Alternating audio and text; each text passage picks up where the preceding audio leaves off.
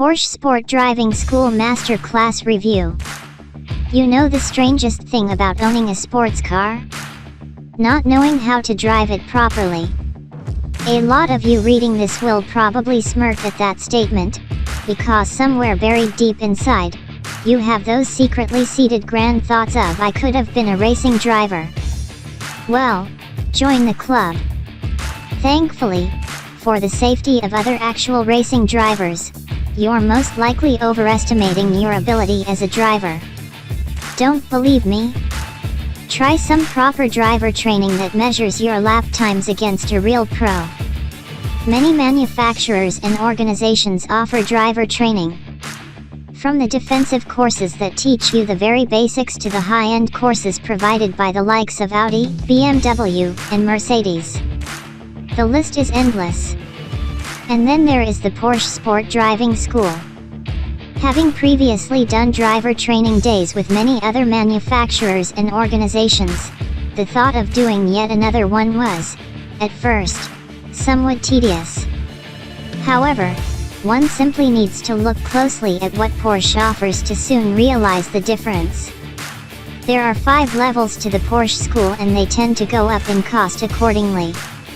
Precision: the basics of mastering a vehicle, $1,485. Precision plus how to handle the vehicle and respond correctly in hazardous situations, $1,485. Performance: advanced tuition on steering and cornering on a challenging racetrack, $1,870. Master high performance 911 GT3 Rs driving with satellite data tracking, $3,850. GT3 Cup driving, a genuine factory-built 911 GT3 Cup car, $6,600. It's important to note here you do not need to own a Porsche to go through the training.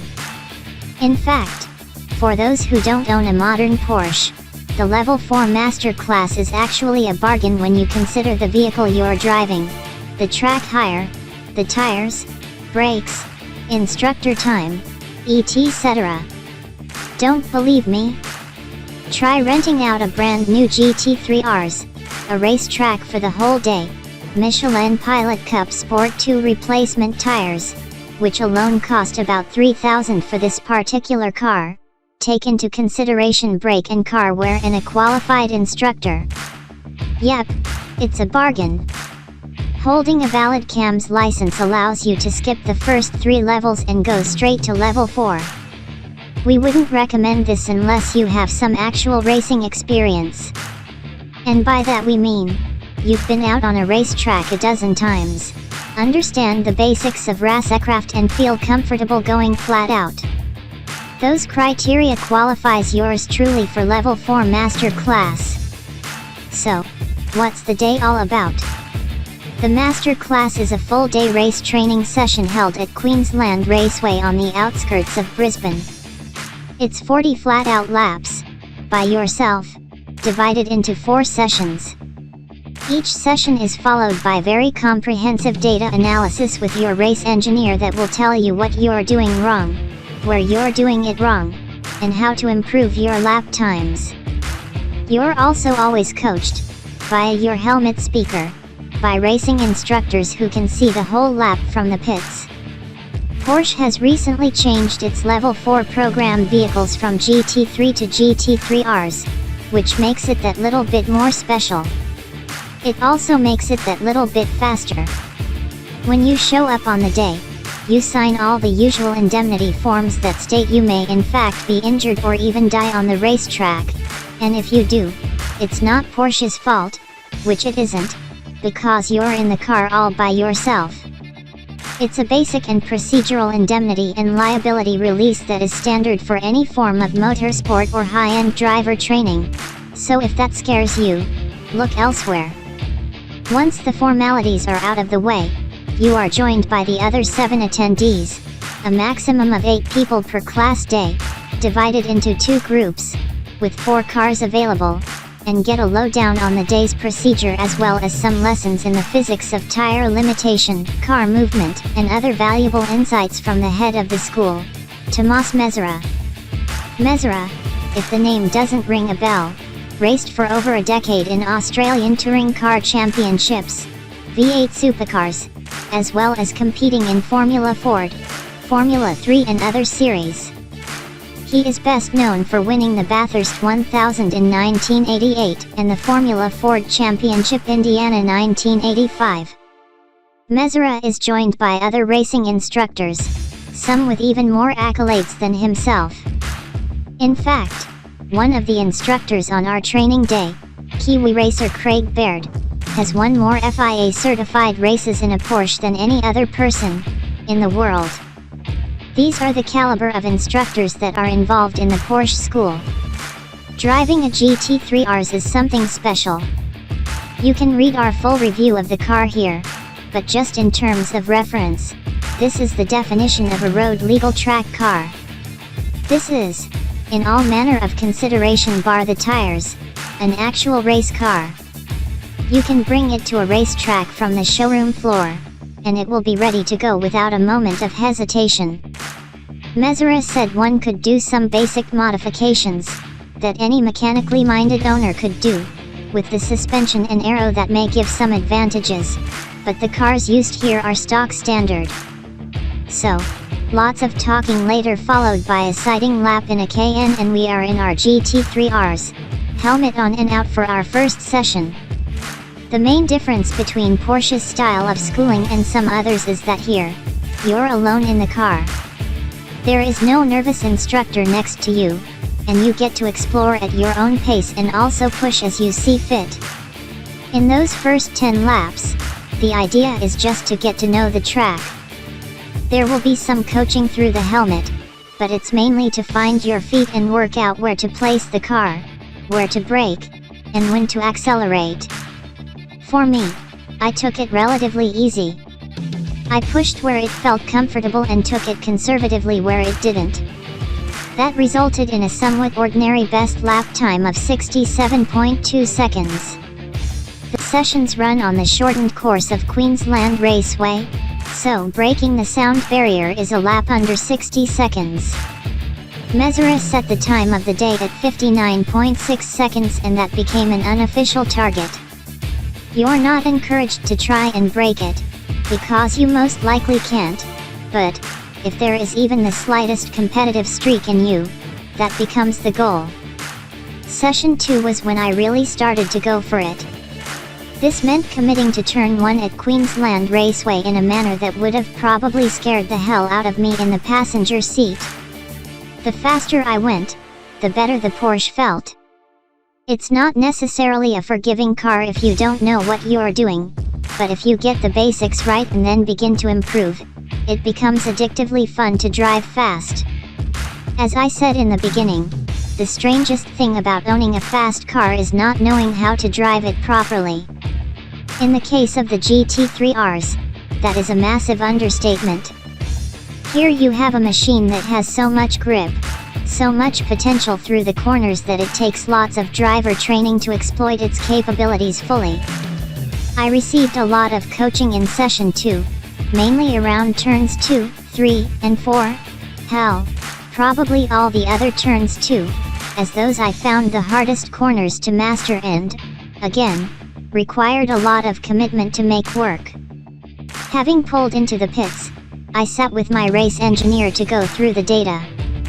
The GT3 RS has a data card in the glove box that it uses for lap timing and logging the car's telemetry. It's not as detailed, of course, but very similar to what a Formula 1 driver would see when they pull into the pits during practice. My engineer takes my best lap and overlays it over Mezzera's record lap. In session 2, I managed a respectable 62.0, still about 3 seconds off the pace but a substantial improvement. It started to spit for a little bit too, which made things all that bit more exciting, but thankfully the track dried up enough to go full pace again. I took a deep dive into where I was going wrong, which seemed to be pretty much everywhere. Poor braking into turn 1, poor braking an early turn into turn 2, and then making a complete mess of turns 3 and 4 followed by turn 5. Having done this track a few times before, it's incredibly hard to emphasize just how important this data analysis is for actually understanding where you are going wrong, On every single other track training I've done before, I have simply had the instructor coach me on where he thought I was going wrong and how to improve. This helps a lot, but there is nothing like seeing an on-screen graph and data of how far your braking point is from the pro's lap and the different acceleration points through corners, and also how much speed you're carrying in and out of said corners. So in some instances, I was going in too hot, losing time on the way out. In other cases, I was going in too slow. There is a lot to learn. After lunch, Meseret took me out for a few hot laps just to explain the points and sections I was going wrong. He is fast. Really fast, but also much smoother than I had been. Session 3 was when things really started to happen. The car felt at home. The learnings from the data analyses and Meseret's coaching was starting to pay off. I felt like I was going slower in some bits, but it was evident from the corner exit speed just how much faster I was going overall. I managed to string together one clean lap that saw almost all the corners taken as best as I felt possible and without too many mistakes. Best time? 60.20 seconds.